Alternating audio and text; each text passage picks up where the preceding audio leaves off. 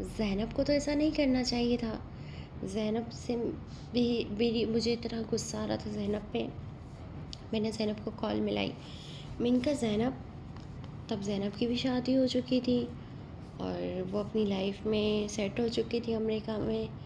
वो अमेरिका में थी, उसको मैं कॉल करे जा रही थी। मैंने कहा ज़ैनब, आपने ये ठीक नहीं किया, आपका भाई शादीशुदा है, आपने बताया ही नहीं।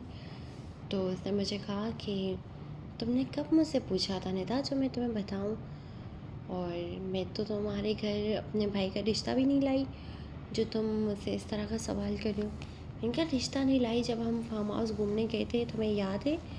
कि नहीं, हम तो वो 5 साल पहले गए थे ना।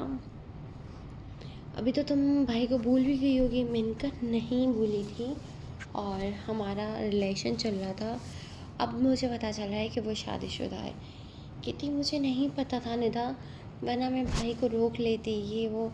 मैंने कहा जो भी ज़ैनब, वकास को अब मुझे मेरा बना दो, मैं वकास के बगैर नहीं रह सकती। मुझे कहती है मेरी भाभी है सोनिया बहुत अच्छी है। मैं मेरी भाभी सोनिया को मैं क्या कहूँ ना। और वकास के ऑलरेडी 3 बच्चे भी थे। मुझे भी कुछ समझ नहीं आ रही थी। अलबत्त इस कहानी में सिर्फ मेरा ही एंड नज़र आ रहा था। तो आहिस्ता आहिस्ता दिन गुजरते गए, मैं डिप्रेशन में जाती गई।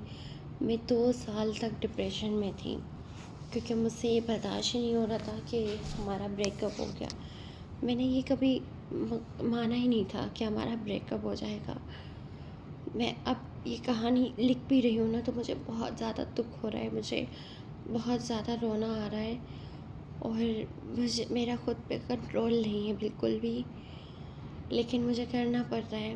मैं अपनी कहानी बताना चाहती हूँ दुनिया को कि मेरे साथ क्या हुआ है।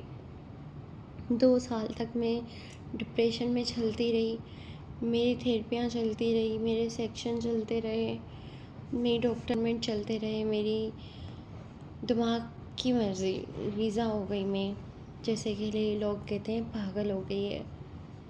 ज़हनी तौर पे मैं नॉर्मल ही नहीं थी, और मैं ज़हनी मरीज़ा बन चुकी थी उसकी प्यार में, बल्कि उसकी बेवफ़ाई में। और मुझे 2 साल बाद समझ आ रही थी, को बहुत रिकवर किया। उसके बाद मैं इतनी संभल गई। मैंने खुद की फैक्ट्री बिज़नेस किया, खुद की फैक्ट्री खुद के दम पे चलाई। एक दिन मुझे मेरी फैक्ट्री में इंटरव्यू लेने आया था, तो मुझे वो याद आ गया। मुझे जब इंटरव्यू लेने आया, कहता है मिस निदा, मैं वकास।